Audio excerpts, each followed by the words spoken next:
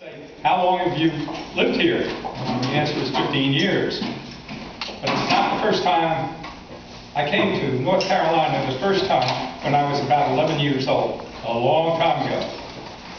I came by bus all by myself to visit my grandparents who were living in Florida. I was in New York.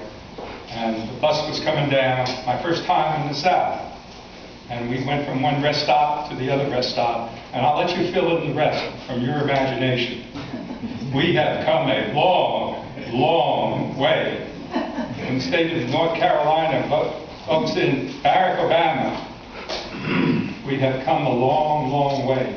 And I don't intend anything I can do to keep this from going backwards, I'm going to do. And that's from the heart. 1954, Brown versus the Board of Education. Does everybody here know what Brown versus? You're not old enough. I'm going to be old like Vernon and myself. Okay. Brown versus was the landmark case on desegregation of schools. Let me read to you the decision. Education is perhaps the most important function of the state and local governments. That was a line extracted from the decision. Let me read you the North Carolina Constitution.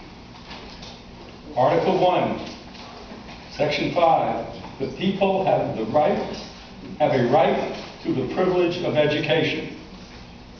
And it is the duty of the state to guard and maintain that right.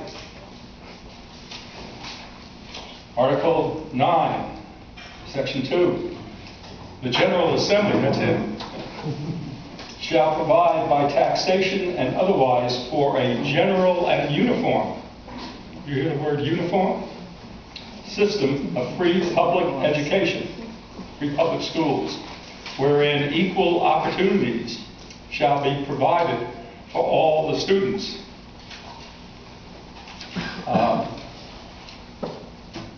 Mecklenburg schools are under a court case. Does anybody know the name of the case? It's a famous landmark case. Here. What is it? S-O-U-A-N-N. Leandro. The Leandro decision. It had to do with whether Charlotte-Mecklenburg school system were treating their students equally. And the judge found that the high schools in particular were committing, in his words, Judge Manning's words, academic genocide.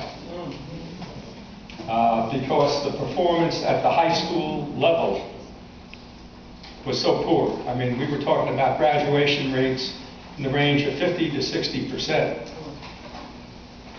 We were talking about grade scores far lower than the North Carolina average. We have neither of those situations here in these schools. But schools still exist. You can look them up. Anybody who's familiar with the internet, go onto the internet and go to School Data Direct and look for Charlotte-Mecklenburg schools. Look for high schools. I saw in the paper today a comparison of Charlotte schools to Wake schools. And they said they were equal.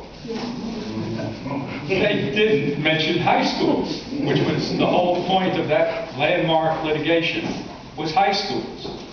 At the elementary school level, yeah, they pretty much were equal 10 years ago.